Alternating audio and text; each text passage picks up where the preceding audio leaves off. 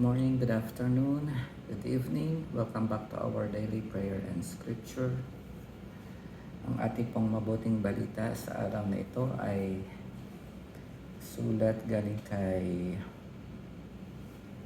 San Mateo, chapter 5, verse 20 up to 26. Sinasabi ko sa inyo, kung ang pagsunod ninyo sa kalooban ng Diyos ay tulad lamang ng pagsunod ng mga eskriba at mga pariseyo, hindi kayo makapapasok sa kaharian ng Diyos.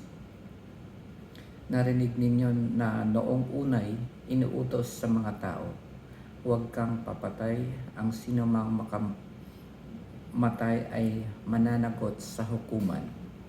Ngunit ngayon sinasabi ko sa inyo, ang mapupuot sa kanyang kapatid ay mananagot sa hukuman.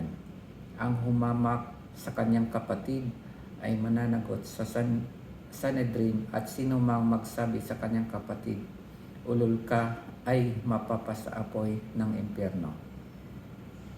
Kaya't kung naghahandog ka sa Diyos at maalaala mo na may sama ng loob sa iyo ang kapatid mo, iwan mo muna ang iyong handog sa harap ng dambana at makipagsundo ka sa Kanya. Saka ka magbalik at maghandog sa Diyos. Kung may magsakdal laban sa iyo sa hukuman, makipag-ayos ka sa Kanya habang may panahon, bago Kanya iharap sa hukom. At kung hindi, ibibigay Kanya sa hukom na magbibigay naman sa iyo sa tanod, at ikaw ay mabibilanggo. Sinasabi ko sa iyo, hindi ka makalalabas doon hanggat hindi mo nababayaran ang kahuli-hulihang kusing. Ang mabuting balita ng ating Panginoon.